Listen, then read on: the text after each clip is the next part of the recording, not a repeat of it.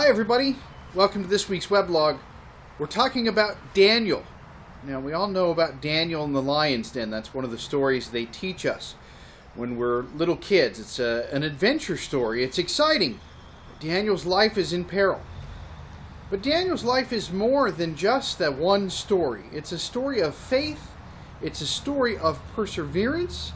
It's a story of being somebody who is displaced and yet maintaining his faith.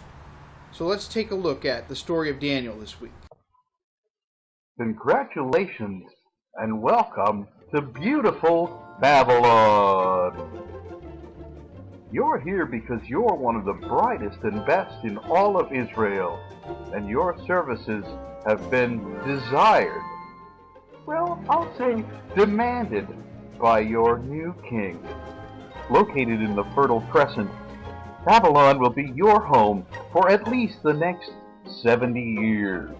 So let's take a look at some of the fabulous amenities that surround this beautiful location. First of all, we have the Hanging Garden, one of the 7 wonders of the world. And you can enjoy their lush splendor while you toil in indentured servitude. Do you enjoy exercise? You'll have the daily opportunity to exercise your own faith and your own beliefs. However, don't be alarmed if there are other people who don't believe the same way that you do.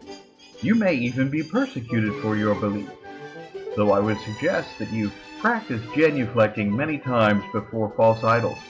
Otherwise, you may have a hot time in the old town tonight. Do you have the gift of prophecy? Then you can use your gifts as you're challenged by the king to interpret his dream or risk death. You can also witness spectacular visions and interpret them. Remember, many tekel parsim.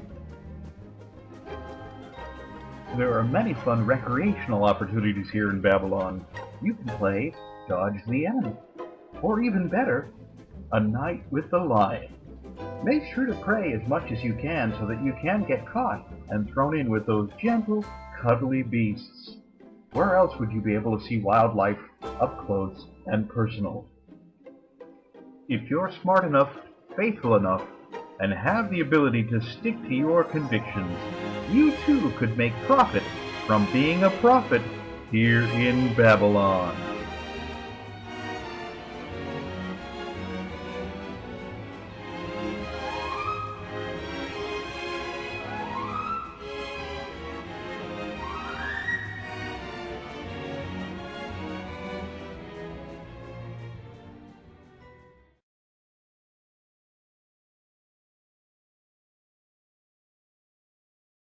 Daniel doesn't give up. Daniel never quits. He never believes that God doesn't love him. He always hangs on to his faith. As a matter of fact, it's Daniel's faith. It's the practices of prayer and worship that provide a grounding for him as he experiences life in unfamiliar and strange surroundings. It's that faith that gets him through even 70 years of being in a different location and having to deal with all kinds of difficulties.